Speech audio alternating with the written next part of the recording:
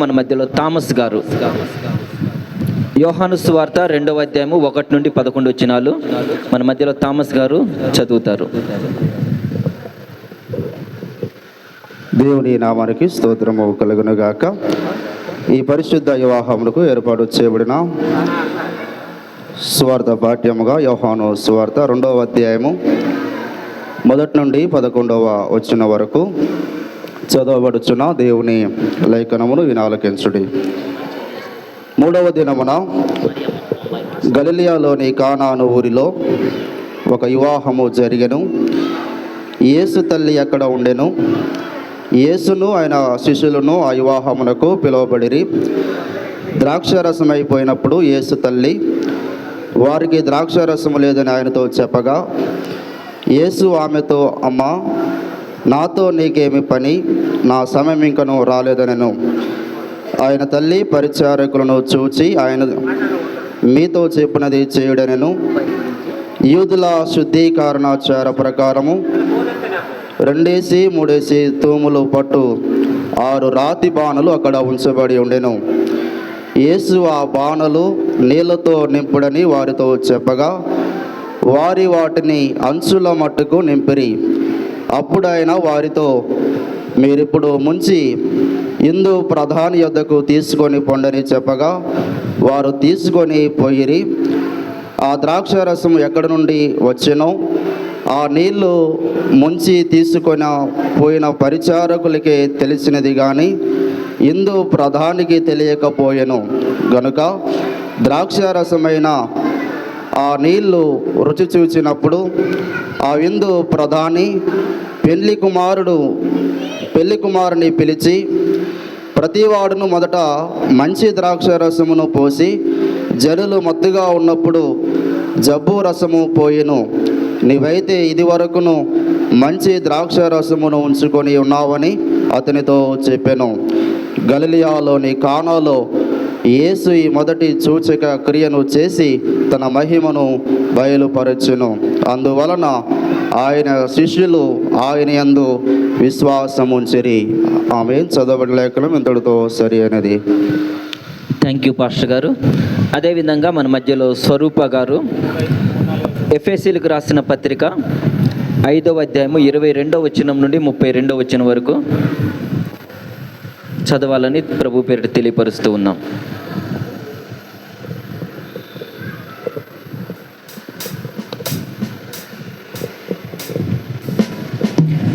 ఎఫెసీలకు రాసిన పత్రిక 5వ అధ్యాయము 22వ వచనం నుండి 32వ వచనం వరకు.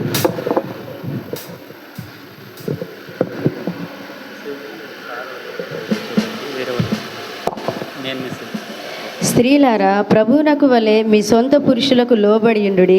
క్రీస్తు సంఘమునకు శిరస్సై ఉన్నలాగున పురుషుడు భార్యకు శిరస్సై ఉన్నాడు.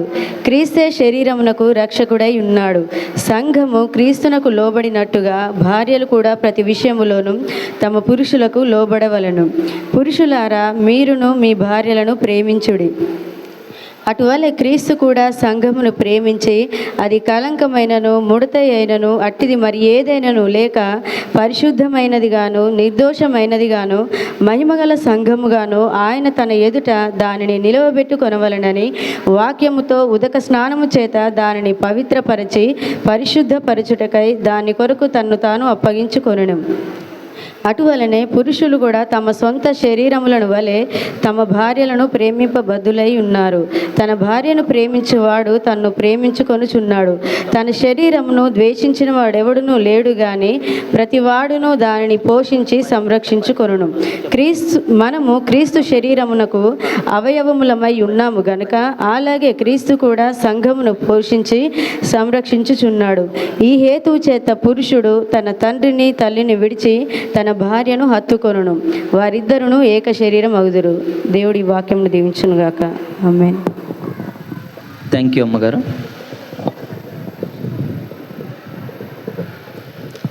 ఇప్పుడు పెండ్లి కుమారుడు గురించి ఎవరైనా బంధువులు తెలిసిన వారు పెండ్లి కుమారుడు నుండి పరిచయం ఇవ్వాలి.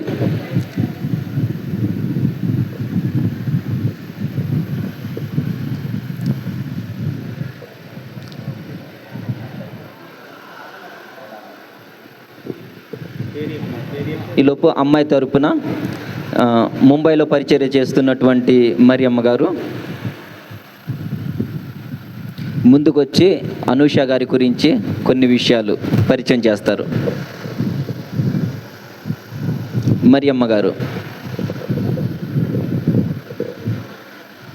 రండమ్మా.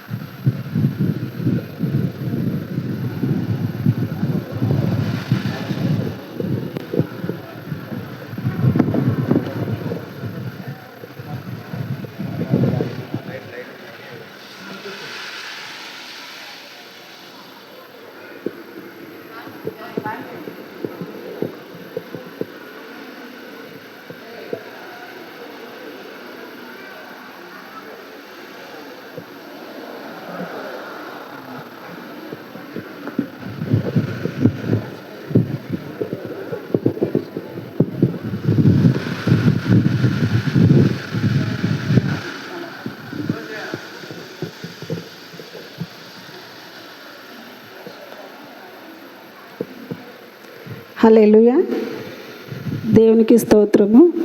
మరి నేను నిజంగా పరిచయం చేయాలంటే నాకు తెలియదు. ఇది ఫస్ట్ సారి మా కుటుంబం కొరకు చెప్పడము కనుక దేవునికి స్తోత్రం. ఈ సమయం ఇచ్చిన దానికి పాస్టర్ గారికి. మరి చిట్టి అనూష మా ఇంట్లో చిన్న అమ్మాయి, అంటే కుటుంబంలో కాదు, అసలు రెండోగా అమ్మాయి అన్నట్టు మా కుటుంబంలో.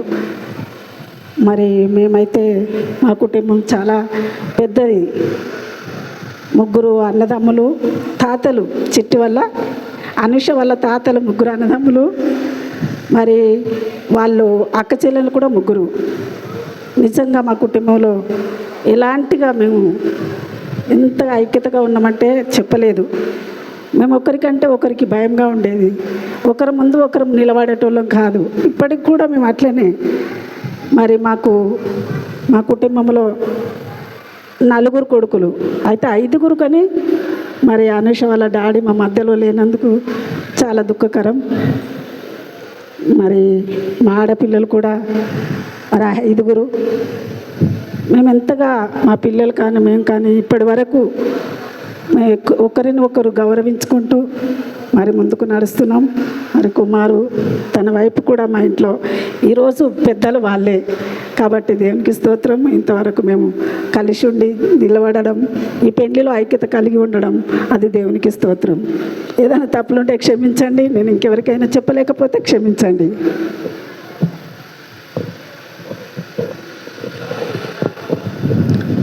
అదేవిధంగా ఇంకొక అబ్బాయి తరపున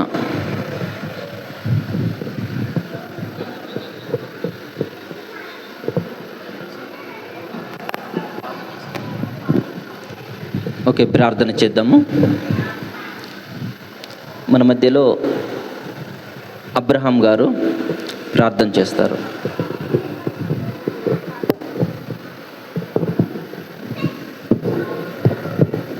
ఓకే, అందరు తల వంచినట్టయితే ప్రార్థన చేస్తాం. పరిశుద్ధుడా, ప్రేమ కలిగిన మా తండ్రి, జీవాధిపతి అయిన మా ప్రభువా, మా రక్షక స్తోత్రం చెల్లిస్తున్నాం. ప్రత్యేకంగా నాయన నీ కుమార్తె నూతన వధువరులు ప్రభువా, ఇరుగు అనుషను బట్టి నాయన మీ కృతజ్ఞత స్తోత్రం. నాయన పెళ్లి కుమారుడు లవణ్య కుమారుని బట్టి నాయన స్తోత్రం చెల్లిస్తున్నాం. నూతన వధువరులను మీ సిద్ధపరిచారు నాయన. ఈ వివాహము ప్రారంభించే పాటల ద్వారా ప్రభా ఆరాధనలో మీ సన్నిధి తోడుగా ఉంచావు. అందుని బట్టి కృతజ్ఞత స్తోత్రం చెల్లిస్తున్నాం. అయ్యా మా తండ్రి, ఇగో దైవజనుల మధ్యలో ప్రభా, రక్త సంబంధుల మధ్యలో, తల్లిదండ్రుల మధ్యలో ప్రభా, వారి చుట్టాలు బంధువులందరినీ తీసుకొచ్చావు. అందును బట్టి నాయన స్తోత్రం. ఈ వివాహము నాయన ఘనముగా జరుగునుగాకని ప్రార్థిస్తున్నాం ప్రభా. అయ్యా మా తండ్రి నాయన మీరు ఆశీర్వదించండి, దీవించండి. తండ్రి అయిన దేవా, కుమారుడైన యేసు, పరిశుద్ధ ఆత్మదేవ, త్రియేక దేవ, ఈ వివాహంలో మిమ్మల్ని ఆహ్వానిస్తున్నాం తండ్రి. మీరు ప్రభువా మీ ఆత్మ ద్వారా సంచరించి వాక్యము బోధించేవారు, చెప్పేవారు, వినేవారు ప్రభువా అందరూ ఆత్మవశులవుదురుగాకని ప్రార్థిస్తున్నాం. పరిశుద్ధ ఆత్మదేవ మీ సన్నిధి తోడుగా ఉంచి ప్రారంభం నుంచి ముగింపు వరకు మీ అధ్యక్షను నడిపించమని, సమస్తమైన ఘనత, మహిమ, ప్రభావాలు మీకే ఆరోపిస్తూ యేసు నామమున ప్రార్థన చేసి అడిగి పొందుకున్నాం తండ్రి, ఆమేన్. ప్రార్థించిన దైవజనులకు ప్రత్యేక వందనాలు తెలియపరుస్తుంటున్నాను. Praise the lord. హల్లెలూయా. ఒకసారి గట్టి చెప్తారా? హల్లెలూయా, హల్లెలూయా. ఓకే, మంచిది. మరి సామ్యుయల్ కరుణాకర్ అన్న అందుబాటులో ఉన్నట్లయితే త్వరగా రావాల్సిందిగా కోరుతుంటున్నాం. ఈ సమయంలో మరి జాషువా బ్రదర్ ఉన్నారు, వారు కొన్ని నిమిషాలు వర్తమానం బోధించవలసిందిగా కోరుతుంటున్నాం.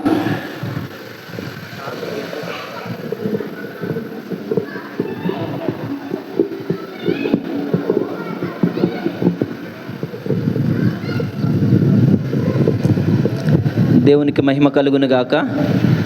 ఇక వివాహములో పెండ్లి కుమారుడికి పెండ్లి కుమార్తెకి మొట్టమొదటిగా ప్రభువైన యేసుక్రీస్తు నామములో వందనాలు తెలియపరుస్తున్నాం. కంగ్రాచులేషన్స్ ఇద్దరికి. అదేవిధంగా ఈ యొక్క స్టేజీ మీద ఉన్నటువంటి దైవ సేవకులకి అందరికీ, కూడి వచ్చిన పెద్దలకు, పెండ్లి కుమార్తె తరపున వారికి, పెండ్లి కుమారుడు తరపున వారందరికీ ప్రభువైన యేసుక్రీస్తు నామములో మా హృదయపూర్వక వందనాలు తెలియపరుస్తున్నాం. వివాహము అనేది దేవుడు ఏర్పాటు చేసినటువంటిది. ఈ వివాహము అంటే ఒక కుటుంబ వ్యవస్థను స్థాపించింది ఎవరు అంటే దేవుడే మొట్టమొదటిగా, మనుషులను నిర్ణయించింది కాదు వివాహం అనేది. కాబట్టి ఈ వివాహము బైబిల్ గ్రంథంలో చెప్పబడుతున్నటువంటి మాత్ర హెబ్రీలకు రాసిన పత్రికలో వివాహము చాలా ఘనమైనది. అన్ని విషయాల్లో వివాహం అన్నది ఘనమైనది. ఎన్ని విషయాల్లో అంటే ఇప్పుడు ఒక వ్యక్తికి ఉద్యోగం వచ్చి 1,00,000 రూపాయలు వస్తూ ఉన్నా, లేకపోతే వేరేది ఏది జరిగినా, లేకపోతే ఒక మంచి బహుమానాలు వచ్చినా, ఏ వచ్చినా దాన్ని ఘనమైందని చెప్పరు. కానీ వివాహము వాటన్నిటికంటే ఘనమైంది అని దేవుని యొక్క లేఖనాలు తెలియపరుస్తుంది. ఈ వివాహానికి రూపుదిద్దింది, ఈ వివాహాన్ని నిర్మించింది, ఈ వివాహ వ్యవస్థను, కుటుంబాన్ని నియమించింది ప్రభు అయినటువంటి దేవాది దేవుడు. మొట్టమొదటిగా ఈ వివాహము బైబిల్ గ్రంథంలో మనం గమనించినట్లయితే, ఆదిలో దేవుడు ఒక మట్టిని తీసుకొని బొమ్మను చేసి నాసికారంధ్రంలో జీవాత్మను ఊది నరుడు అని పెట్టిన తర్వాత, తను ఒంటరిగా జీవిస్తూ ఉన్నటువంటి సమయంలో దేవుడు గమనించి నరుడు ఒంటరిగా ఉండకూడదు అని చెప్పి తనకు గాఢ నిద్ర కలుగజేశారు. గాఢ నిద్ర కలుగజేసిన తరువాత తన పక్కటెముకల్లో నుండి ఒక ఎముక తీసి స్త్రీని చేసి దేవుడు తన దగ్గరికి తీసుకొని వచ్చిన తర్వాత తనకు పేరు పెట్టమంటారు. అప్పుడు ఆదాం గారు చెప్తారు, నా ఎముకలలో ఒక ఎముక నా మాంసంలో నుండి తీయబడినటువంటిది కాబట్టి నారి అని పేరు పెట్టబడ్డారు. అంటే స్త్రీ నరునిలో నుండి తీయబడింది కాబట్టి ఆమె నారి, తనకి సహకారం. దేవుడు స్త్రీని ఎందుకు కలుగ చేశారంటే, ఒక కుటుంబ వ్యవస్థను ఎందుకు కలుగ చేశారు అంటే సహకారిగా ఉండటానికి. పురుషుడు ఒంటరిగా ఉండకూడదని దేవుడు నిర్ణయించి స్త్రీని సహకారిగా ఇవ్వడం జరిగింది. స్త్రీ లేకుండా పురుషుడు అసంపూర్ణుడు, పరిపూర్ణుడు కాదు. తనకి ఎంత డబ్బున్నా, ఎంత ఆస్తులున్నా, ఎంత పదవులున్నా, తనకి ఎన్ని జ్ఞానం ఉందా, తెలివి ఉన్నా, స్త్రీ ఉంటేనే పురుషుడు పరిపూర్ణుడు. అదేవిధంగా స్త్రీకి ఎంత టాలెంట్ ఉన్నా, ఎంత అందం ఉన్నా, ఏదున్నా, స్త్రీ ఒంటరిగా ఉంటే పరిపూర్ణురాలు కాదు. బైబిల్ ప్రకారం స్త్రీకి పురుషుడు జతగా ఉంటేనే పరిపూర్ణురాలు, పురుషునికి స్త్రీ ఉంటేనే పరిపూర్ణుడు అనేది లేఖనాలు తెలియపరుస్తున్నటువంటి విషయాలు. కాబట్టి మనం గమనించినట్లయితే స్త్రీ లేకుండా పురుషుడు అసంపూర్ణుడు, పురుషుడు లేకుండా స్త్రీ అసంపూర్ణులు.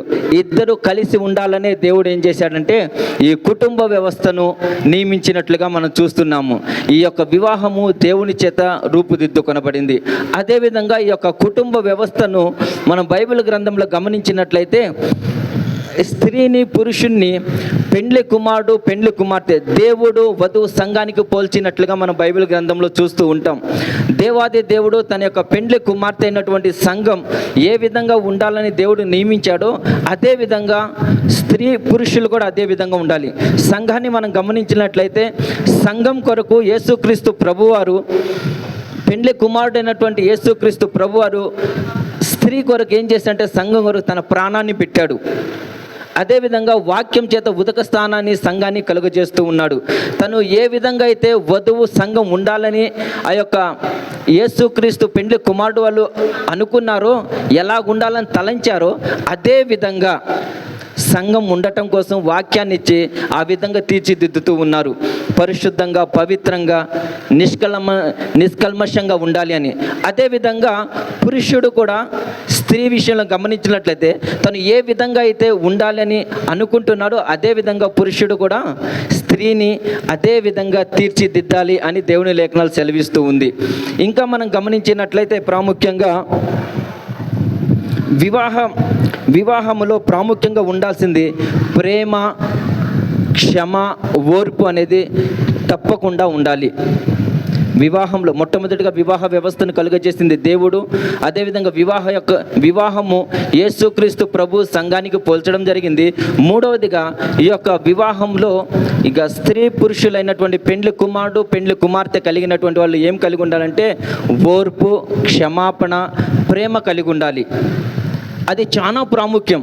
ఒకవేళ ప్రేమ, ఓర్పు, క్షమాపణ అనేది లేదనుకోండి, ఆ కుటుంబం కట్టబడుతుంది అనేది ఎవరు చెప్పలేరు. ఆ కుటుంబం కట్టబడదు, ముక్కలైపోతుంది.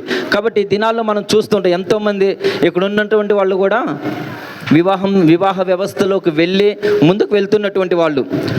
కుటుంబంలో ప్రేమ లేదనుకోండి, క్షమాపణ లేదనుకోండి, ఓర్పు లేదనుకోండి, ఆ కుటుంబం ఏమైపోతుంది?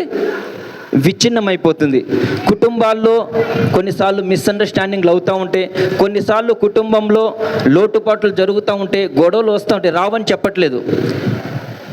ఎవరి కుటుంబంలో అయినా వివాహమైనప్పటి నుండి ఇప్పటి వరకు మా కుటుంబంలో గొడవలు జరగలేదు, మా కుటుంబంలో ఎటువంటి సమస్యలు రాలేదన్న వాళ్ళు ఎవరినుంటే చేయెత్తుతారా? ఎవ్వరూ లేరు. తప్పకుండా కుటుంబాల్లో అసమాధానము, గొడవలు వస్తూనే ఉంటాయి. వచ్చినప్పుడు మనం ఏం చేయాలంటే క్షమాపణ కలిగి ఉండాలి, క్షమాపణ కలిగి ఉండాలి, ఓర్పు కలిగి ఉండాలి, ప్రేమ కలిగి ఉండాలి. ప్రేమ ఏం చేస్తుందంటే దీర్ఘకాలం సహిస్తుంది, ప్రేమ ఓర్చుకుంటుంది. ఎంతకాలం అంటే మనం బ్రతికేంత వరకు ఓర్చుకోవాలి, క్షమించాలి. అదేవిధంగా ప్రేమ కలిగి ఉండాలి. ప్రేమ కలిగి ఉంటే కొరింథీయులకు రాసిన పత్రిక 13వ అధ్యాయంలో చూస్తాం. ప్రేమ ఏం చేస్తుంది అనేటటువంటి విషయాలన్నీ అక్కడ స్పష్టంగా రాయబడ్డాయి. కాబట్టి కుటుంబ వ్యవస్థలో ప్రేమ ఉండాలి, క్షమాపణ ఉండాలి, ఓర్పు ఉండాలని ఇక్కడ మనం చూస్తున్నాం. అదేవిధంగా కుటుంబ వ్యవస్థలో బాధ్యత అనేది చాలా ప్రాముఖ్యమైనది. బాధ్యత ఇటు పెండ్లి కుమారుడికి, భర్తకు కూడా బాధ్యత ఉండాలి. అదేవిధంగా భార్యకు, పెండ్లి కుమార్తెకు కూడా బాధ్యత అనేది తప్పకుండా ఉండాలి. ఒకవేళ బాధ్యత మీరారనుకోండి, ఆ కుటుంబము విచ్ఛిన్నమైపోతుంది. కొన్ని కుటుంబాలు ఆయా ప్రాంతాల్లో చూస్తూ ఉన్నప్పుడు ఇంట్లో ఎవరన్నా ఒకళ్ళు బాధ్యత కోల్పోయారనుకోండి, ఇంకొక వ్యక్తి ఏం చేస్తారంటే బాధ్యతగా నడుచుకుంటూ ఉంటారు. ఒకవేళ ఇద్దరు బాధ్యత కలిగి ఉంటే ఆ కుటుంబం ఏ విధంగా ఉంటుంది? అదే పరలోకంగా మార్చబడతా ఉంటుంది. ఈ దినాల్లో చాలామంది ఇటు స్త్రీలు బాధ్యతను మీరి ప్రవర్తిస్తూ ఉంటారు, అదేవిధంగా భర్తలు కూడా బాధ్యతను మీరి ప్రవర్తిస్తూ ఉంటారు. చివరికి ఆ కుటుంబం ఏమైపోతుందంటే విచ్ఛిన్నమైపోతుంది. మొన్న ఈ మధ్యకాలంలో నేను ఒక బైబిల్ క్లాసెస్ కోసం నారాయణపేటకి వెళ్ళడం జరిగింది. అక్కడ ఇటు భర్త తాయిగా వస్తాడు, అదేవిధంగా భార్య కూడా వచ్చినటువంటి డబ్బులతో ఆమె కూడా విచ్చలవిడిగా జీవిస్తూ ఉంటారు. చివరికి పిల్లలు 3 ఉన్నారు. ఆ 3 పిల్లలు కూడా పట్టించుకునే వాళ్ళు ఇష్టం వచ్చినట్టు జీవిస్తూ ఉంటారు. అంటే కుటుంబంలో తండ్రికి బాధ్యత లేదు, తల్లికి బాధ్యత లేదు, చివరికి పిల్లలకు కూడా బాధ్యత లేదు. కుటుంబ వ్యవస్థలో బాధ్యత అనేది చాలా ప్రాముఖ్యమైనది. కుటుంబంలో బాధ్యత లేకపోతే కుటుంబాలు నిలవవు. కాబట్టి తప్పకుండా కుటుంబంలో బాధ్యత కలిగి ఉండాలి. ఇంకో విషయం, 4వ విషయం మనం గమనించినట్లయితే కుటుంబంలో దేవుడు ఉండాలి. భార్య 3 పేటల తాడు త్వరగా తెగిపోదంటారు కదా. 3 పేటలు, ఒకటి స్త్రీ, పురుషుడు. 3వ వ్యక్తి ఎవరు? తల్లిదండ్రుల, అత్తమామల, లేకపోతే బాగా దగ్గరగా ఉన్న వాళ్ళ? కాదు. 3వది ఎవరు అంటే దేవుడు. ఏ కుటుంబంలో అయితే దేవుడు ఉంటాడో ఆ కుటుంబము విచ్ఛిన్నమైపోదు. ఆ కుటుంబము దినదినం అభివృద్ధి చెందుతూ ఉంటుంది. చాలా కుటుంబాల్లో దేవుడు అనే వ్యక్తి లేక ఆ కుటుంబాలు ఏమైపోతున్నాయి అంటే విచ్ఛిన్నమైపోతూ ఉన్నాయి. కాబట్టి కుటుంబంలో దేవుడు తప్పకుండా ఉండాలి. కొంతమంది చెప్తారు భార్యను అర్థం చేసుకోలేమంట, అర్థం చేసుకుంటే అర్థం కారంట.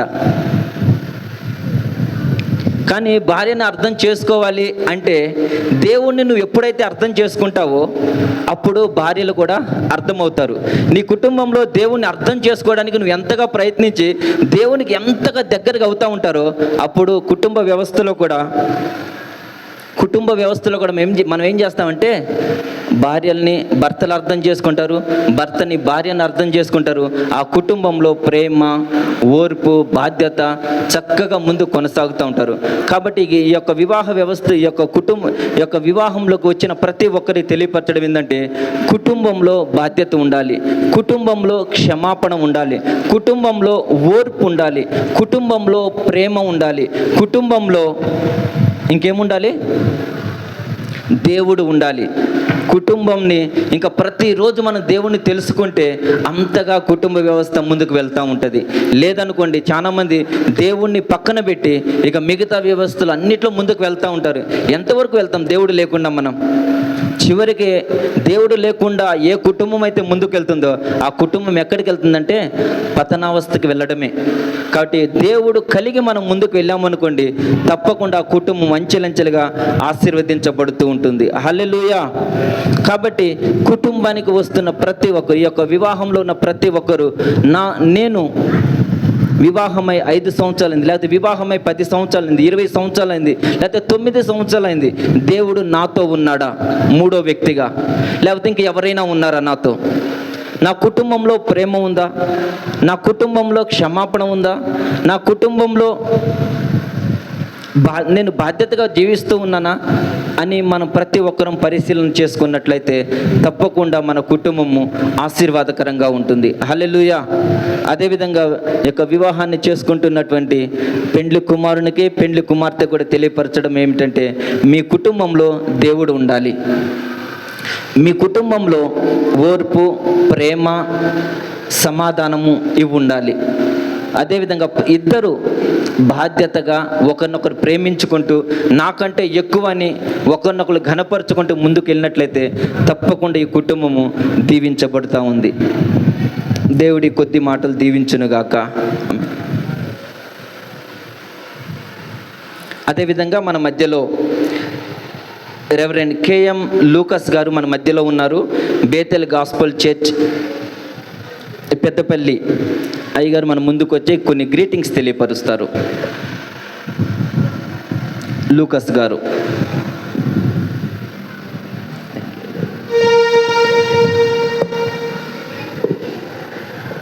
దేవుని ప్రశస్తమైన నామమునకు స్తుతి కలుగునుగాక.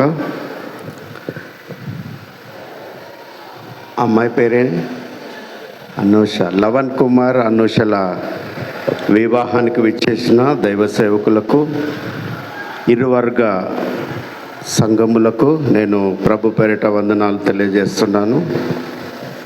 మరి బేతెల్ గాస్పల్ చర్చ్ సుల్తానాబాద్ వారి పక్షాన నూతనంగా జతపరచబడబోతున్నటువంటి యవ్వన జంటకు మేము శుభములు తెలియజేస్తున్నాం. దేవుడు మిమ్మల్ని దీవించును కాక. ఒక చిన్న సలహా, ఒక బైబిల్లో ఉన్నటువంటిదే. ఒక పట్టణంలో ఒక 2 ఇండ్లు ఉన్నాయి. ఒకే రూపాన్ని పోలినటువంటి 2 ఇండ్లు, చాలా అందంగా మంచి కలర్స్ వేసి కట్టబడినటువంటి ఇండ్లు, భవనాలు. ఒకరోజు రాత్రి పెద్ద వర్షం వచ్చింది. ప్రచండమైన వర్షం రాగా ఒక భవనము నామరూపం లేకుండా పోయింది. అదంతా విహారయాత్రకు సంబంధించినటువంటి ప్రదేశం. సాయంకాల వేళ ప్రజలందరూ కూడా అక్కడికి వచ్చి చూస్తే, అరే నిన్న కూడా ఇక్కడ పెద్ద భవనం ఉండే, ఈరోజు భవనం లేదు, ఏమైంది అని కట్టినటువంటి ఇంజనీర్ను పిలిచారట. పిలిచి ఈ భవనమేమో ఉంది చక్కగా, దాన్ని పోలినటువంటి భవనమే ఇక్కడ ఇటువైపు ఉండే నామరూపం లేకుండా లేదు, ఏమైంది దీని సంగతి అని అడిగితే, అయ్యా ఇది ఇసుక మీద కట్టాం, ఇసుక మీద కట్టినటువంటి భవనం అది రాత్రి వానకు కొట్టుకొని పోయింది, ప్రవాహానికి కొట్టుకొని పోయింది. ఇటువైపు ఉన్నటువంటి ఈ భవనం దాన్ని రాతి మీద పునాదులు వేసి దాన్ని కట్టాం, అందుకే చెక్కు చెదరకుండా అది నిలిచి ఉంది, ఇది కారణం అని చెప్పాడు. బండ మీద కట్టబడిన ఇల్లు నిలిచింది, ఇసుక మీద కట్టబడిన భవనం అది నామరూపం లేకుండా పోయింది. ఆ బండ క్రీస్తే అని దేవుని వాక్యంలో రాయబడి ఉంది. కాబట్టి లవన్ అనూషలు మీరు యేసుక్రీస్తు అనేటువంటి బండ మీద పునాదులు వేసి మీ గృహాన్ని, మీరొక ఇంటివారు అవుతున్నారు. ఇప్పుడు మీ కుటుంబాన్ని, మీ గృహాన్ని కట్టుకుంటే చెక్కు చెదరకుండా హోరు గాలులు వచ్చినా, ప్రచండమైన వర్షాలు వచ్చినా, సాతాను శోధనలు అలజడి చేసిన మీ ఇల్లు నిలుస్తుంది. 128వ కీర్తన ప్రకారం మీ కుటుంబాన్ని దేవుడు దీవించునుగాక. Thank you. అయ్యగారికి నేను ప్రత్యేకమైన వందనాలు తెలియజేస్తాను. జాకబ్ గారు కూడా పైకి రావాలి, పైకి రండి అయ్యగారు. ఇంకా దైవజనులైన వాళ్ళు ఎవరైనా ఉన్నట్లయితే మీకు స్టేజీ మీద మీకు అవకాశం ఉన్నది, దయచేసి పైకి రావాల్సిందిగా ప్రభువైన యేసుక్రీస్తు నామములో తెలియపరుస్తూ ఉన్నాం. శంకర్ గారు,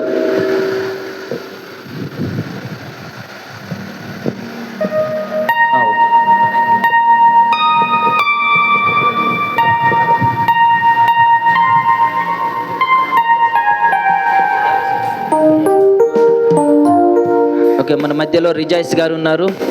ఒక పాట పాడి దేవుని నామని మహింప, ఒక పల్లవి, ఒక చరణం.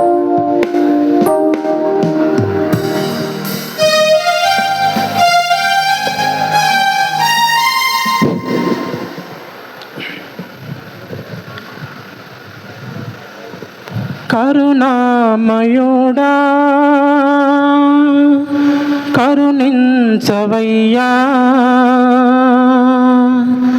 ఓ ప్రేమమూర్తి దీవించవయ్యా. అనురాగమైనదయ్య నీ ప్రేమ, ఆ ప్రేమకు జోహారులు హల్లెలూయా. అనురాగమైనదయ్య నీ ప్రేమ, ఆ ప్రేమకు జోహారులు హల్లెలూయా. మన పాపముల కొరకు ప్రభు ప్రాణమును పెట్టు, నూతన జీవము ఇయ్యగా. అనురాగమైనదయ్య నీ ప్రేమ, ఆ ప్రేమకు జోహారు హల్లెలూయా.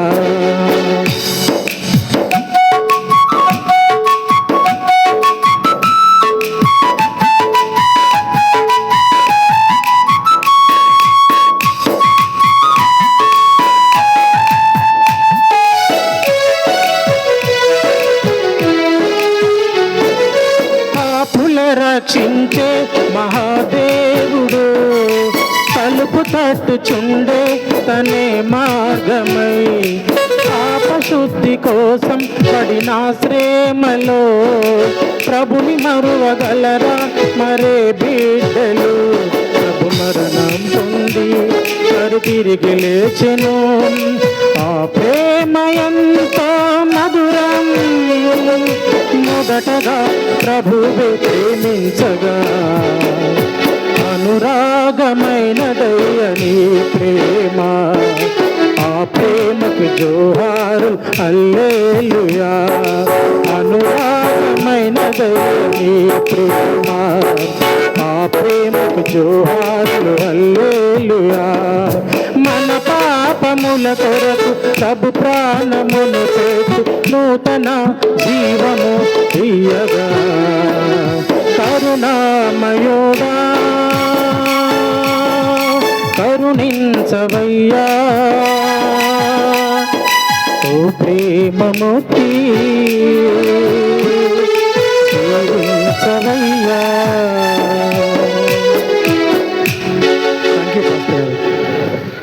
థ్యాంక్ యూ అండి. ఇంకా మన అతి ప్రాముఖ్యమైన సమయంలోకి మనం వచ్చేసాము. మన మధ్యలో అరుణ్ కుమార్ పాస్టర్ గారు ఉన్నారు. ఇంకా వివాహ కార్యక్రమంలోకి మనం ముందుకు వెళ్ళిపోదాం.